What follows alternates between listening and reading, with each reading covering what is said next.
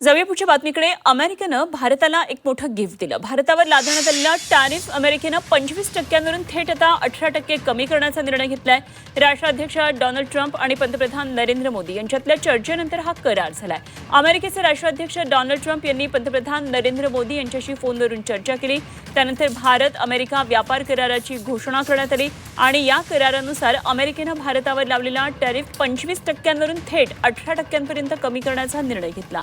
Donald Trump यांनी social media प्लॅटफॉर्मवर post करत सांगितलेलं आहे की पंतप्रधान नरेंद्र मोदी हे त्यांचे घनिष्ठ मित्र आहेत. ते एक प्रभावी आणि सन्माननीय नेते आहेत आणि दोन्ही नेत्यांमध्ये व्यापारासह अनेक मुद्द्यांवर चर्चा झाली.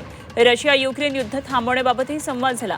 ट्रम्प यांच्या दाव्यानुसार पंतप्रधान मोदी यांनी रशियन तेलाची आता खरेदी थांबवण्यास सहमती दर्शवली आहे आणि अमेरिकेकडून मोठ्या प्रमाणात तेल आणि इतर वस्तू खरेदी करण्याचं हे आश्वासन दिलंय.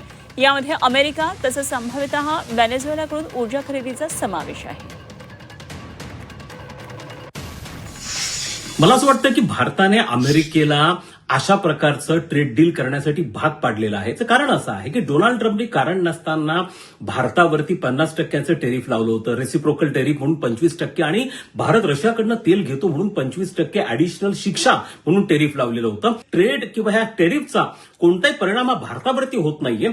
त्यामुळे कोणत्या तरी पद्धतीने पुन्हा एकदा याच्यातनं माघार घेण्याची तयारी ही अमेरिकेकडनं दाखवली गेलेली आहे आणि हा एक पद्धतीने भारताची स्ट्रॅटेजिक व्हिक्टरी आहे असं आपल्याला म्हणावं लागेल. अत्यंत संयमाने भारताने या सगळ्या गोष्टीचा सामना केलेला आहे आणि त्यामुळे भारतासारख्या एका प्रचंड मोठ्या देशावरती ज्याची बाजारपेठ 75 कोटी मध्यमवर्गीयांची आहे अशा देशावरती अशा स्वरूपाचे निर्बंध लावून आपण आपली हितं साधू शकतो असं कोणालाही आता वाटता कामा नये.